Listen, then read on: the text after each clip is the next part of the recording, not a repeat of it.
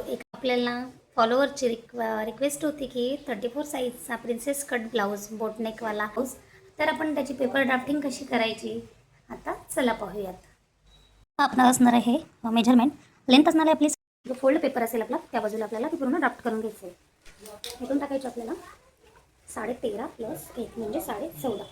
पहिला आपण हा मार्किंग करून घेणार आहोत. 13.5 अधिक 1 14.5 ही झाली आपली फुल लेंथ. त्यानंतर आपण टाकणार आहोत शोल्डर. शोल्डर आपला किती असणार आहे 6.5 इंचेस.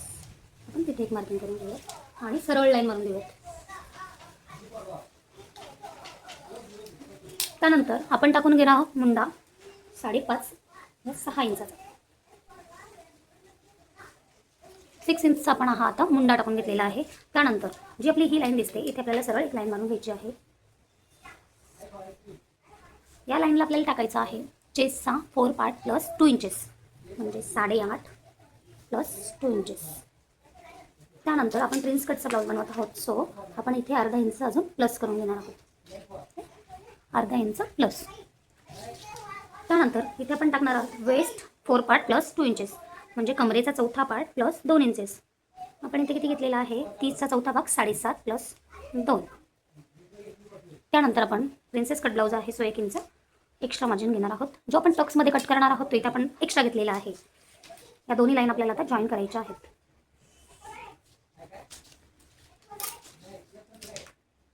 आता आपल्याला इथे आर्महोलमध्ये दोन जे शेप असतात आपले ते द्यायचे आहेत. तर आपल्याला काय चेंजेस करायचं आहे इथे की जो आर्महोल आहे आपला तो आपल्याला अर्धा इंच आतमध्ये जायचा आहे किंवा 0.75 आतमध्ये जायचा आहे. त्यानंतर जो आपला शेप आहे तो आपल्याला क्रॉस द्यायचा आहे किंवा तुम्ही इथून जर मार्जिन टाकला 1 इंचाचा शेप तरी पण चालेल. इथून 1 इंच टाकायचा, पुढे अर्धा इंच. हे आपले असणार आहेत मुंडाचे शेप. तर मग आपल्याला आता इथून राऊंड शेप करायचा आहे. हा झाला आपला आर्महोल. हा आपला शेप देऊन झाल्यानंतर हा जो वाला आहे 1 इंचावाला तो आपण हलका राऊंड करत आतून थोडा शेप टाकणार आहे बोटनेकचा असल्या कारणाने, जेणेकरून आर्महोलमध्ये आपल्या क्रीज येणार नाही. तर असं जर परफेक्ट माप तुम्ही जर टाकलात, आपण काय केलेलं आहे इथून 1 इंच टाकलेला आहे, त्यानंतर पुढे अर्धा इंच, असे दोन आपण राऊंड शेप टाकलेले आहेत मिडलपासून. त्यानंतर आपल्याला टाकायचं आहे नेक विड्थ. आता नेक विड्थ आपली किती टाकायची आहे आपल्याला इथून देणार आहोत आपण 3.5 इंचेस. ही आपली नेक विड्थ असणार आहे. बोटनेकचा ब्लाऊज आहे सो. त्यानंतर नेकची लेंथ जी आहे ती आपण आपल्या चॉईसप्रमाणे घेऊ. तर मला 4 इंचेसचा पाहिजे डाऊन, तर मी तो तेवढाच घेईन. त्यानंतर 3.5ला मार्किंग करायचं आहे, त्याचा बॉक्स बनवून घ्यायचा. आपल्याला जो शेप हवा आहे तो आपण इथे देऊ शकतोय. तर मला राऊंडच हवा आहे सो मी राऊंड केलेला आहे. त्यानंतर आपल्याला काय करायचं आहे, आपला व्हिडिओ मोठा होईल बट तुम्ही स्किप न करता जर पूर्ण पाहिला तर तुम्हाला पेपर ड्राफ्टिंग आपली पूर्ण कळेल, जेणेकरून जे प्रिन्सेस कटचे ब्लाऊज करताना जे मिस्टेक करतात ती मिस्टेक तुमच्याकडनं इथे होणार नाही. आणि अशा प्रकारे जर तुम्ही स्टिच केला ब्लाऊज या पद्धतीने कट केला तर तुमचा ब्लाऊज 100% परफेक्टच येईल.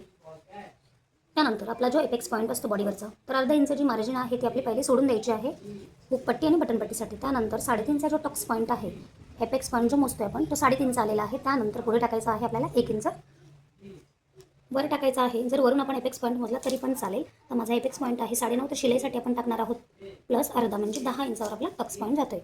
तर आपण काय करायचं आहे इथे स्ट्रेट लाईन मारून घ्यायची, जिथे आपला पॉईंट आलेला असेल तिथंपर्यंत. तर तो आपला 4.5 पर्यंत गेलेला आहे पॉईंट. त्यानंतर आपल्याला काय करायचं आहे 1 इंचावरनं जो शेप आहे तो आपल्याला मुंडाच्या पॉईंटपर्यंत घालवायचा आहे. पहिले आपण स्ट्रेट लाईन मारून देऊ म्हणजे आपल्याला शेप ड्रॉ करायला इझी जाईल. त्यानंतर आपण शेप ड्रॉ करू.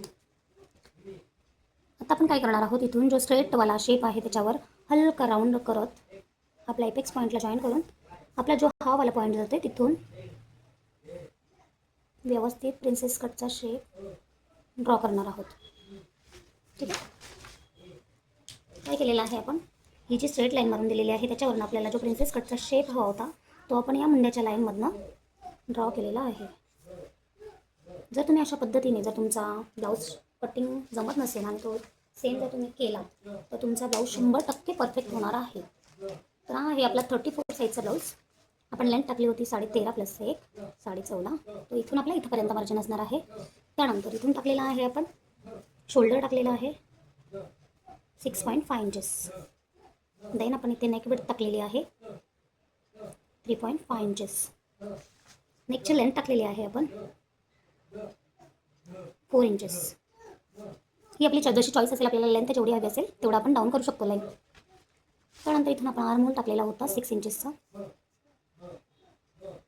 देन आपण 1 इंचाचा आतमध्ये जो आहे अर्धा इंच घेऊन 1 इंच आणि अर्धा इंचाचा आपण शेप दिलेला आहे मुंडाला.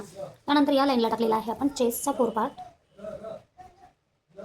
प्लस 2 इंचेस एक्स्ट्रा मार्जिन इथंपर्यंत. त्यानंतर इथे अर्धा इंच आपण अजून प्लस केलेला आहे. जो आपला हा पॉईंट कट होऊन जाणार आहे असा, तो अर्धा इंचाचा मार्जिन आपण इथे प्लस करून घेतलेला आहे.